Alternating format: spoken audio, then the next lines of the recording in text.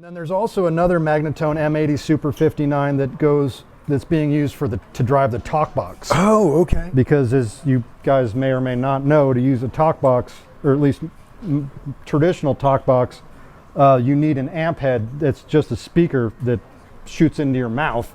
Yeah, if anybody doesn't know how a talk box works, it's really just a little speaker that sends the guitar amplifier into your mouth, and then you use your mouth to shape the sound that's coming out so you can sound like Peter Frampton. Right, so this tube right here. That's the tube here, yeah. Yeah. And then that's his cable. We're on a cable this tour. That's another difference, is we're not using the regular, Axient wireless that we use on the rock tours. Sure. This is all cable. This rig you could actually, our touring rigs are tens of thousands of dollars worth of wireless and switching and all that. Right. This you could actually build yourself.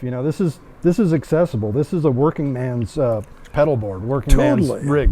Yeah. So with the exception of those really expensive guitars, yeah, the you rest, need money. This isn't cheap stuff. To be clear, this isn't cheap stuff, but this is more, a more organic, more guitar into the amplifier as opposed to, the high-powered stuff we use in arenas and stadiums. Yeah. Well, let's talk about the signal flow. So essentially, 1/4-inch cable from the guitar into. First thing it's going to hit is a tuner, of course, because if you're not in tune, doesn't matter who you are, you're going to sound not great. Right.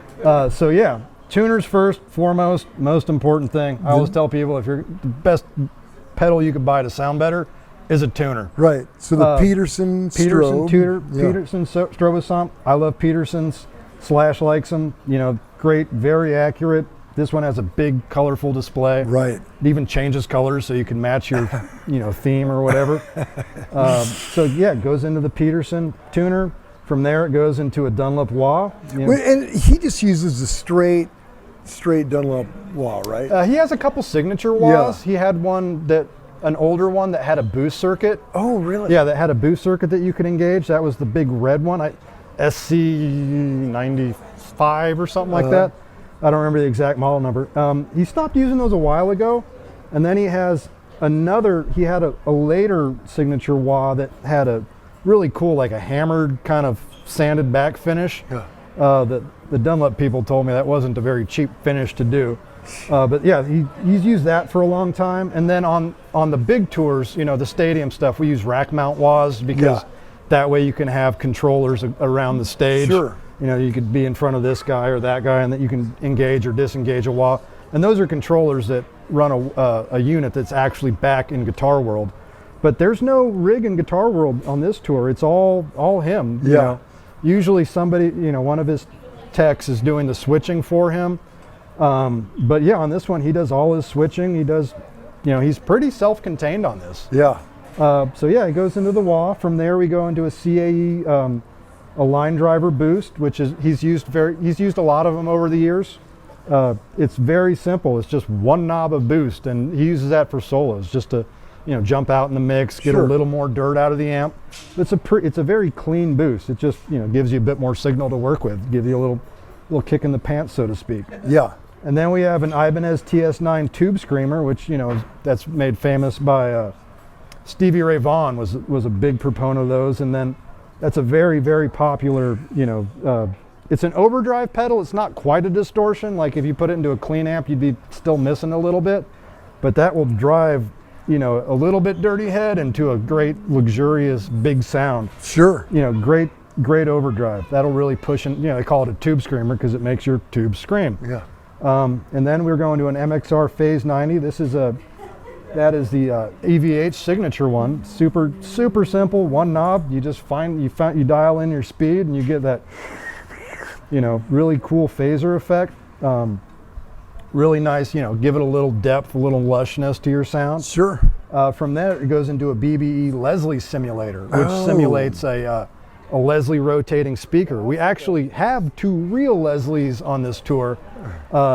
They're big, refrigerator furniture-sized pieces of gear that Teddy, our keyboard player, is playing his Hammond through. They're originally made by Hammond, or for Hammonds, so you could have the rotating, and they have 2 speeds, a fast and a slow speed, and it makes a really cool 3D kind of, swirling, sort of psychedelic effect. Yeah, and he's simulating. Yeah, it simulates that. Cool. And then from there into a Boss DD3 digital delay. That's a very, very, you know, meat and potatoes delay.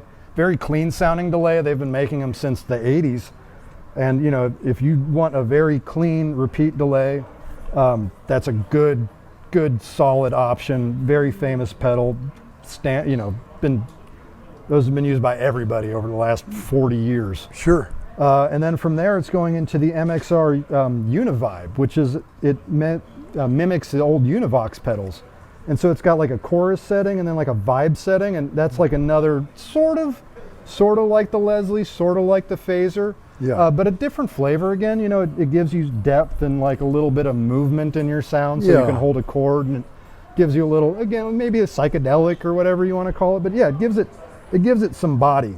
Yeah, and I like that he's taped every effect in the sweet spot, so it's not going to get... all the knobs are taped down, so they're exactly where they're supposed to be. There's big orange squares.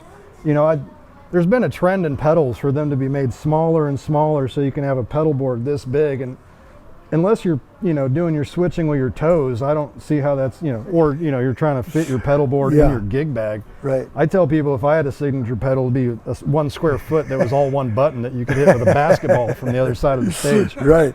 So yeah, and then that's what's in the pedal board itself. From the pedal board, it goes into a Whirlwind AB selector that can switch between either the main rig or into the talk box rig, which again, you know, comes back into the tube.